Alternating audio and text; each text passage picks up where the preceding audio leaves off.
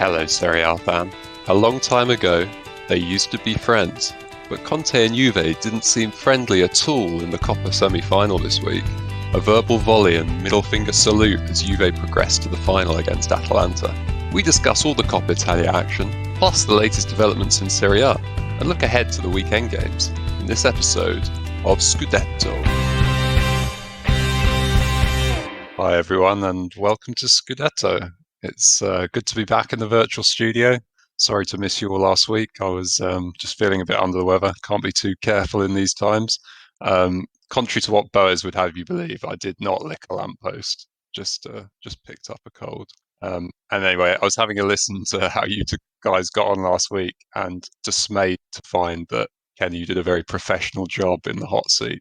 So you've given me a lot to live up to on my return. I just quite enjoyed not having to do my research, really. Yeah, that is one of the perks. Just put it all on Boaz. It was shades of Inter at the new camp, down to 10 men, but a glorious win in the end. Very good analogy.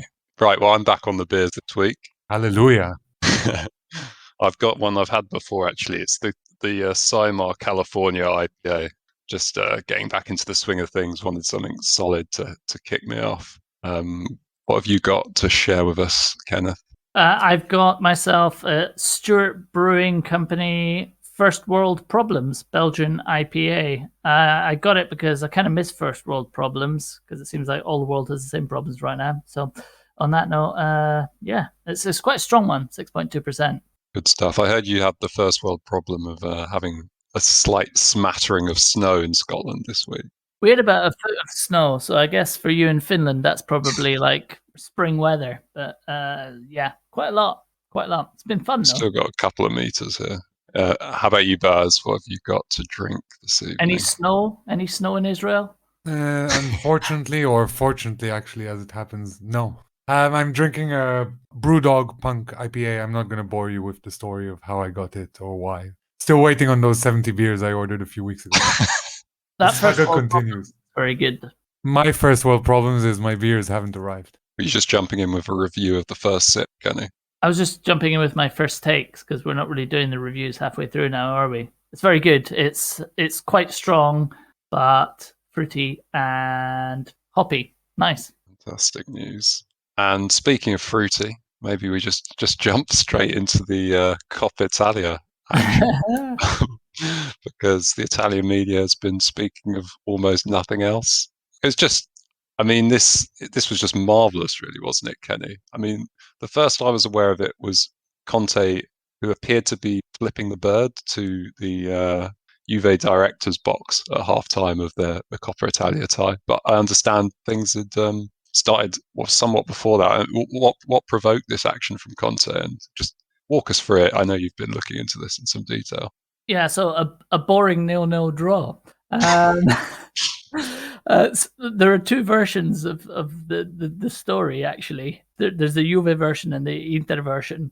I'll start with the Juventus version, which is basically that Conte didn't like a decision by the referee not to award Lautaro a penalty when he basically kicked fresh air and a little bit of Bernardeschi's boot. And a bit of the turf. And Conte, according to Juventus, Conte thought that Inter deserved a penalty for this and completely lost control. And it all developed from there, apparently. And yes, Conte, from the Juventus point of view, turned around and flipped the bird to the Juventus director's box. I mean, that's not under dispute anymore, is it? Well, I mean, at that point it was, because Conte was interviewed after the game and he completely flat out denied that had happened. He said, well, maybe the Juventus directors want to pay a little bit of consideration to the truth. And by the way, can I just state that it's very important to remain polite at all times?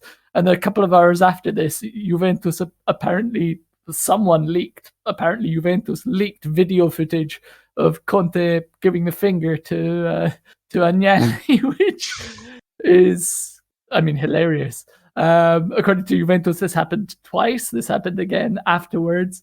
The Inter version of events is that from the first minute onwards, Juventus directors were hurling abuse at Conte, which is also a very funny version of stories. The idea that Directors. sat there in suits in an empty stadium, calling him all sorts of things under the sun.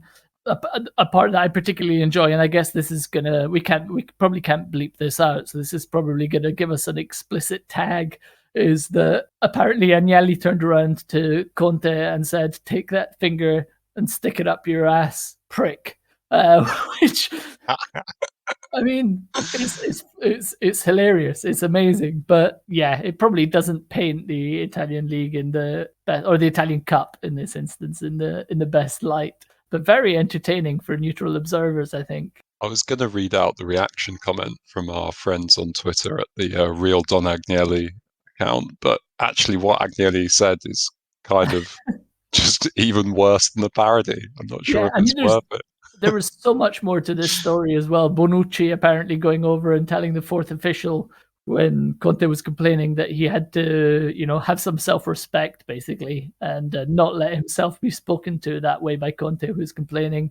There's two directors in the changing rooms afterwards telling each other, from what I can make out, Paratici turning around to Oriali and saying to him, "You better shut up at this point because this is going to be the time that I finally punch you." So, yeah, I mean, just glorious. It's just all out. Turned into an all-out turf war. I was going to say, I've heard some people say that, they're really disappointed in how these kind of middle-aged businessmen are conducting themselves. It reflects badly on the league. I mean, it's just hilarious, though, isn't it? Yeah, I mean, from my point of view, yes. Obviously, yeah.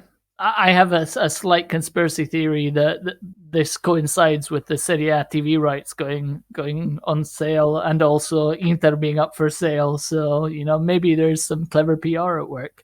Conte's seen his old mate, Jose Mourinho, on the Amazon Prime documentary. He's like, have some of that. Absolutely. Why not? Why not? Good stuff. Right. Well, obviously, Juve won, or they go through over the two legs. It's interesting because we haven't mentioned the match almost at all, and all these fireworks off the pitch have served us well because the game itself was a little bit boring. Inter were toothless, and possibly Juventus' defense came out on top, but really Allegri set out with a very Allegri. Sorry, well, that was a interesting slip of the tongue because Pirlo set out in a very Allegri way, as was mentioned a lot in Italy, and it seemed very pragmatic, very conservative, but it did the job, and Inter were frustrated. Yeah, I think it's an interesting development. Pirlo, early on in the season, we were saying how he appears to be this like high press, exciting manager, and that was it was quite nice to watch. But ultimately, it was there wasn't that much consistency. But now, in recent weeks, he just appears to be kind of grinding out the results. And not to say that Allegri played catenaccio or anything, but in a more sort of pragmatic manner. And maybe we're seeing a very, very fast evolution in his management style. It's not pretty, but it gets the job done. Yeah, I was going to say Demiral and Delete starting to look very solid at the back, and probably the future of that defense. Yeah, so obviously they go into the final and they will face Atalanta, who beat Napoli in the other semi-final. Do we want to talk about that? We do, I think. Talking about inconsistency, Atalanta have been inconsistent recently. I think we're kind of seeing the strains on their squad. Perhaps that bulk up job hasn't gone quite as smoothly as they would have liked. But Atalanta absolutely dominated the first half. They might only really have had two clear chances, but undoubtedly were commanding in midfield and didn't really give up any opportunities. Napoli, on the other hand, made some changes at halftime. Looked a lot better in the second half. Got what has to be said was a bit of a scrappy goal. But then Atalanta did what they didn't do at the weekend, which was just go straight down the other end and kill the game off. So yeah, a great return to form, and I think much needed for Atalanta. I think they're probably a bit fed up of being this like attractive side that everyone heaps praise on, but not having any silverware to show for it. So that's, I think, what they're going to be going for. And if we want to talk about Napoli a little bit, we mentioned it in the last episode, but Gattuso continues to risk his job. Apparently, the relationship with De Laurentiis is really deteriorated. It has to be said that Osimhen, who is back for this game, is looking really off the pace. I guess that's what 3 months off will do to you. And now that they're missing their centre-back pairing of Koulibaly and Manolas, one through COVID and one via injury, it has to be said that Rahmani and Maximovic, who are on paper they're the reserves, but it's like comparing a pro team with someone who's an impersonator. Let's be honest. And interesting, you mentioned De Laurentiis because apparently at halftime he felt like he'd seen enough and left, at the very least, left the stands. So yeah, I think it's interesting times there. I guess we'll see what happens at the weekend. Yeah, so as you mentioned, they've got Juventus this weekend, and Gattuso's job could be under pressure. Baz, what should we expect from Napoli this weekend? Well, as you said, it's kind of a last chance saloon for Gattuso, and it's interesting because when Napoli were due to play Juve earlier in the season, we were all kind of thinking that Napoli were in the ascendancy and that they'd very likely get a result in Turin. But now the tables have turned completely, and I'd say Juventus is strong favorites for this game. It has to be mentioned that Juventus have not conceded a goal in the last 3 Serie A matches, which is their longest streak since December 2018, under Max Allegri, of course. And Napoli are on this really weird streak where they've only drawn 1 game in their last 25 games, which was in Turin in December. So kind of a odd clash of statistics. And as I said, I think Juventus are slight favorites here, but don't underestimate Napoli's pride. And one last thing is that this will be the first time ever that a game is the return leg of a game is played before the first leg of a game in Serie A. Yeah, absolutely. We've said before it was that game was going to be pivotal. I think probably could be pivotal in a different direction than we were maybe expecting. Probably more important now for Juventus.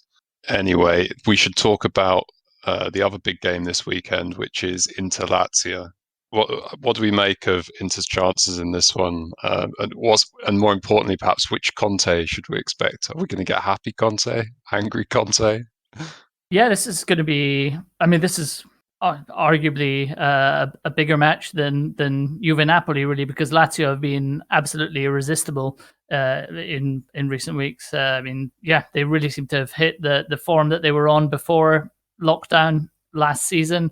Inter as well. I mean, they might have just gone out of Coppa Italia. They might have all sorts of PR messes going on at the moment. But the fact remains that in Serie A they've been great since the turn of the year. Really keeping the pressure on Milan. So I guess this is the point where we find out if Lazio are really going to push themselves into that top 4 and perhaps even start pulling away from the teams such as Atalanta and their city rivals Roma, or whether this is the point where that run of form comes to an end. I think it's I think it's too close to call, really. On form, I would say, given what I've actually seen on the field, probably I would expect Lazio to perhaps even nick a surprise here.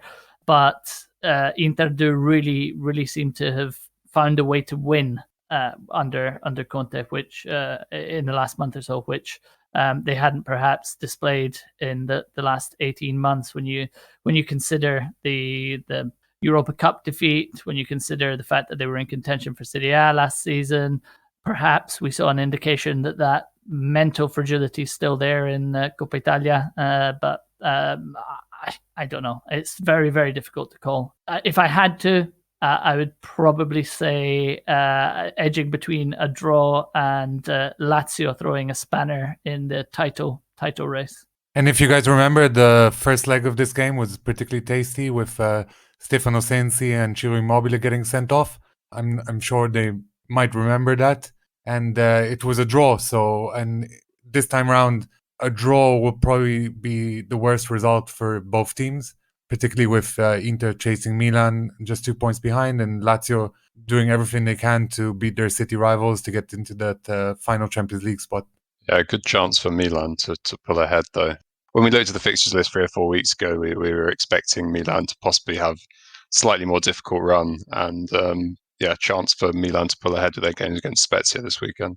Yeah, and I guess this is where what we discussed when Inter got into the semi-final of Coppa Italia comes into play. They've obviously had back-to-back weeks where they've had 2 games in each week.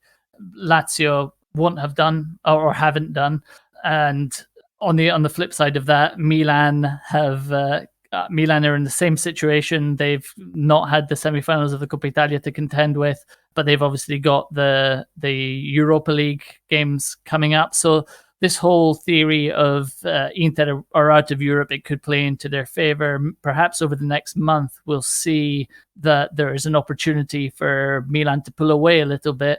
If Milan do go on a bit of a run in the Europa League, then perhaps we can see like a gap building up now in the next sort of few weeks to a month, and perhaps that closing down. But I mean, football never works that way, does it? So that will probably be rubbished by a couple of weeks from now.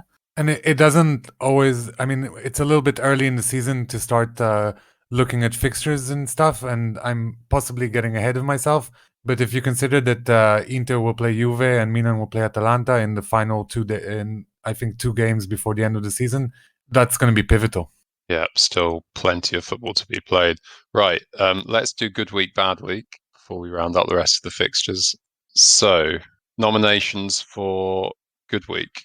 I have to nominate Torino. We spoke about how good Atalanta were in midweek, and I think Atalanta probably came in for some very fair criticism for throwing away a 3-goal lead against Torino at the weekend.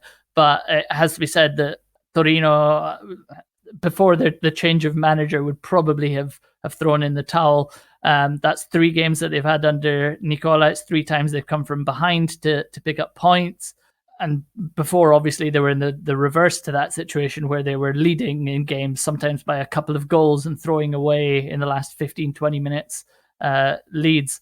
Now they're doing the opposite. They're picking up points in adversity. So some real signs of some team spirit and some belief in that squad emerging. I guess that the point is now that they need to start converting that into the odd victory, really. And Davide Nicola gave some fantastic quotes after the game. Apparently, he told his team that he fully believed they would come back, and that if the ref had added an extra 5 minutes, they would have gone on to win the game. And he told them that he said something along the lines of, "You bastards! Next time we'll go ahead, and we'll never be caught again." Yeah, Kenny, you make a compelling case for Torino. It does feel a bit strange to give good week to a team that's not won a game of football. But given their previous form, kind of coming around to your point of view. And I think we also, at this point, have to give an honourable mention to Belotti, who I know we were planning to, but I'm looking at our episode notes here and I'm seeing that we haven't actually jotted it down. Belotti, who went down under a challenge of Romero, I believe it was. The referee called for a free kick on the edge of the box, booked Romero. Belotti knew it wasn't a free kick, perhaps influenced by the fact that he was up against a team from Bergamo, which is his hometown. But he immediately sort of sprung to his feet, waved his finger to say, no, not a free kick. The free kick went ahead anyway, but they gave the ball back, and a nice handshake from Romero as well to acknowledge the sportsmanship. So that's an impromptu honourable. And it's worth noting that he did this when they were 3-0 down. It's not like the game was time wasting or anything. Yeah, absolutely. Good stuff. Okay, so we've got Torino. We'll give them the good week award. For the bad week, I mean, it's tempting to just give it to Inter/Conte, given everything we've discussed. But also maybe Napoli. What do you think, Boaz? I think the Coppa Italia tie between Napoli and Atalanta probably was the fine balance for this one. Had Atalanta not qualified for the Coppa Italia, which seems to be their main goal to get some silverware, then it probably would have been worse. As things stand, Napoli both lost a game against Genoa and got knocked out of the Coppa Italia. And all in all, the off-the-field matters have also not been great. So I think they're a perfect nominee for bad week. Yeah. Having Gattuso's job under pressure and their main man, Osimhen, still not fit. Yeah, it's probably fair enough. Let's see how they get on at the weekend. Hopefully they can bounce back and prove us wrong. All this since they renamed the stadium. The Maradona curse. Okay. So what other games do we need to talk about? This weekend, Verona play Parma. Both teams in dire need of the points in that one. Did you have a stat for us there, Boaz? Parma have not won any of the last 12 league games, which is their worst run in Serie A ever. And Verona have lost their last 2 league games, which is their second worst run under Ivan Juric. Parma in dire straits, and had we not given them a bad week last week, I think they would have got it this week. And Verona have shown some great stuff over the season, so we do expect them to bounce back. Although they haven't been doing that great of late, really. Slightly disappointed with their last sort of month or so, really. And Crotone take on Sassuolo, and Sassuolo really having a bit of a shocker at the moment, aren't they, Kenny? Yeah, to keep up that theme of disappointment. I don't want to put a downer on the episode, but yeah, Sassuolo have played 8 games since the turn of the year. They've only won 1 of them. They've drawn 2 and lost the rest. And I guess, I mean, fair enough to lose against Lazio, Juve, and Atalanta, but they lost against Spezia at the weekend. They've also lost in Coppa Italia against Spal, and their draws weren't exactly, games that you would expect them to be losing or particularly challenged, considering that we were talking about Sassuolo as a team that could even compete potentially for Europa League, but they've drawn with Parma and Cagliari, 2 teams who are struggling very, very badly. So yeah, I don't know. That'll be an interesting game because Crotone are right down there. Sassuolo aren't on form. Maybe an opportunity for Sassuolo to bounce back, to put a positive spin on it. Yeah, okay. And tomorrow night, the Friday night game is Bologna-Benevento. Won't be watching that one, I have to admit. And then Sampdoria take on Fiorentina, which would usually be a bit of a glamour tie, but they're both having quite disappointing seasons, 10th and 15th respectively. Roma take on Udinese, sort of a must-win for Roma, coming off the back of that defeat to Juventus. Did you have something from the Udinese perspective, Bars? Yeah, Udinese have not conceded in 3 games. And should they not concede one more game, that will be their best run since 2012. It has to be said that pod hero Edin Dzeko has not contributed in a goal in any of his last 4 Serie A appearances. This is his worst streak since 2019, and Roma really need him back, and they need him ticking. And just to complete the round, Torino face Genoa next up. Both teams kind of on the up. Should be an interesting one.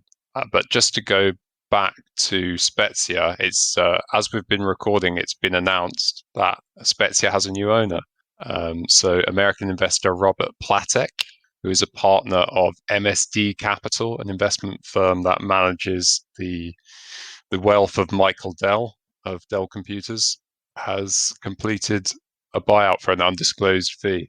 Yeah, interesting. I think Spezia are now the 6th Serie A club to have an American investor. What do we make of this one, Burs? It's an interesting one, or curious one, more to the point. Spezia are definitely not one of the most fancied clubs in Italy. As we mentioned in one of our first episodes, this is their maiden journey in Serie A. And overall, their history isn't littered with victories. And also, they're in the shadow of their larger neighbors in Genoa, i.e. Sampdoria and Genoa. And also, their stadium is kind of small. Having said that, this continues to show international interest in Serie A, and it shows that the league is improving, and hopefully they'll take the club in the right direction. It's all because of those Conte outbursts and Lukaku Ibra fights. It's all because we started this podcast. I mean, I think I speak for everyone on the pod when I say that I hope Robert Platek takes Karl Kraus's approach to social media. Yes, please. We'll be tweeting us directly in the future. No, okay. Well, on that point, actually, were we going to give Karl Kraus an honourable mention for his social media contribution? I think probably put him to the top of the leaderboard if we do. He's not the top of the dishonourable, but I think it will take him very close to the top of the honourables. Okay. Karl Kraus tweeted that Parma made their sixth and final signing. I understand what he means. It's in this transfer window, but it just sounded very final. And, don't worry, you'll be able to sign more players like soon. It's all good. Yeah, but on the topic of Serie A drama, we've got another fight for a dishonourable mention. Kenny, was this yours? Yeah, so this is the story that Udinese's vice president Stefano Campoccia and Genoa's president Enrico Preziosi apparently actually ended up in a bit of fisticuffs after the latest meeting of the Serie A representatives, or the Lega Serie A assembly. Apparently, so they were meeting to discuss the new deal for broadcast rights. And apparently, I'm not exactly sure why they did so, but apparently over lunch the two got quite heated and it descended into a physical clash because of, I think it was, I've got written down in my notes, because of a request from Preziosi to clarify an issue related to investment funds. So God knows what that means, but I think definitely worthy of a dishonourable. It said in the press that was not an item that was on the agenda. You have no authority here. Bravo. Very good. And it's slightly tangential, but it's worth noting that when the Serie A was negotiating the TV rights with these various companies, the people they put at the forefront of their negotiations were De Laurentiis from Napoli and Ferrero from Sampdoria, and another crackpot president, I can't remember who right now, but someone else who was like Lotito from Lazio, and these three guys were in charge of getting the best deal. So I'm really not surprised that the reported deal is so good. Yeah. Okay, and on the topic of social media, Buzz, you've got a honourable mention for Demiral. We've already complimented his defending, but what's he been up to on social media? So Demiral had a fantastic game and he's having a great season, but his social media output is particularly stellar. After every game, I guess this is kind of lost in translation somewhere, but he's very monosyllabic and it's all like Juve top, Ronaldo score top, I also top, everything is top. And it's every game this happens. It's like Juve top, Demiral top. It's become a meme in Italy. A lot of people are when they comment on stuff on social media, they're like, I would be like Boaz top, Kenny top, Scudetto top, ZZ top. Speaking of things that I don't understand, what is this next honourable mention for the Pessinator? Someone in our WhatsApp group dubbed Mattia Pessina the Pessinator. It was me, but we mentioned it a bit earlier, but he had a stellar game against Napoli in the Coppa Italia, and overall he's having an incredible season, and he's part of the reason that Papu Gomez's loss isn't felt as much, and maybe we can add him to that list of players that Milan let go a little bit too soon, along with Locatelli. Yeah, I think Gasperini actually mentioned this in the post-match press conference as well, when he was asked about Gomez, and he was like, do we miss Gomez? Well, when you've got a guy like Pessina around, ... Yeah, and we've got a couple more honourables for good goals, I think, haven't we, Kenny? Yeah, because that's mainly what my honourables seem to be about. So Barella and Cristiano Ronaldo for their goals at the weekend. Just incredible technique. Check them out on YouTube. Barella's almost Beckham-esque from well outside the area, just side-footed. The power that he gets behind it, the swerve he gets on the ball, incredible. Cristiano Ronaldo for controlling with his right foot and then slotting the ball away with his left foot, almost without touching the ground. Incredible. And while we're on the subject of goals, honourable for Pandev, who is evergreen, scored 2 goals, which maybe weren't as spectacular as those 2 goals that I've just mentioned, but just the fact that he's still going as he is at the age of 37 is incredible, and very, very funny sort of side story to this. Ballardini was asked, I think it was after the game, or it must have been after the game. He was asked about Pandev's plans to retire after the Euros this summer, and he basically said, if he retires, I'll beat him up, and he's scared of me. So here you go. So an honourable for Pandev as well. Nice one. And if most of your honourables are about goals, most of Boaz's are about social media. And this is a dishonourable for Inter's social media. I think Inter's Twitter operator, probably. Yeah, I mean, first of all, I'd have to say this is not because I support Milan. I would give this a dishonourable whomever the club was. I guess in an attempt to suck up to people who are searching the Super Bowl hashtag, Inter uploaded a video of the Eriksen free kick against Milan in the derby with all the players having American football helmets on. And it makes no sense to me. And I believe the ball was an American football as well for some reason. I mean, it looked like 1998 Super Nintendo graphics, and I just didn't understand the point. But people were lapping it up on the comments. So what do I know? People were, this is amazing. Yeah. Okay, I wanted to give an honourable to Anton Rebic. I think I might have given him this exact honourable before, but I just love how hard he kicks the ball every time he shoots. It's just absolutely unnecessary. The first time I ever saw Rebic take a shot was in the 2018 World Cup. He smashed the absolute shit out of it, nearly broke the net against Russia. And this time, it was in the Crotone game. He was about probably 7 yards out. Keeper's on the other side of the goal. He just needed to pass it into the net. He just kicked it incredibly hard. So well done. I enjoy that, Anton Rebic. Keep it up. But I think you wanted to give an honourable from this game as well. I think it's a good. This is a good segue because Rebic got 2 goals in that game, and as did Zlatan Ibrahimovic, who reached his 500th career goal. And of the active players, he's only behind Messi and Ronaldo, of course. Zlatan could become the first player since 2000 to find a net against 80 different teams in the top 5 European leagues. And also Spezia would become, if he were to score against Spezia, they would become his 99th different opponent that he's scored against. It's also worth noting that if he gets to 15 goals, and he's on 14 right now, he'd become the oldest player in Serie A to ever achieve this. Fair enough. He's had a lot of honourables, but I guess getting to 500 career goals is fair enough. He can have another one. And this kind of links to 2 episodes ago when he was trolling Zapata, saying that he has more goals than Zapata has appearances. And obviously he does, because Zapata has about 380 appearances. But this goes back to show that Zlatan actually looks up these stats before he goes down on the pitch.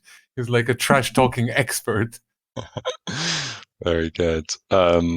And on the topic of trash talking experts, Boaz, you were once again moonlighting for Milan obsession this week. I haven't actually listened to the episode yet, I have to admit, but I will do. And the last one was very good. So if you're interested in that sort of thing, please do check it out. An honourable mention actually for Milan obsession, which has been going now 8 years, hasn't it? Yeah, it's a good segue from Zlatan, because Zlatan seems to be eternal, and to have a podcast for 8 years is quite an achievement. So I'm going to give an honourable mention to Elaine at Milan Obsession, and long may she continue with this pretty awesome site. And her knowledge is crazy, because she knows stuff about Milan that I don't know anyone else who does. Yeah, and as someone who isn't a Milan fan, I would back that up. I've become aware of the podcast recently. I don't go and seek out Milan podcasts, but seeing how we had one of our squad members out on loan, I have done. And yes, a great podcast for any Milan fan. Absolutely recommend to go and check it out. Good stuff. Well, that is all we've got time for this week. Please do subscribe to our podcast on Spotify or Apple Podcasts or wherever you get your audio. We'll be back next week. Until then, enjoy the football.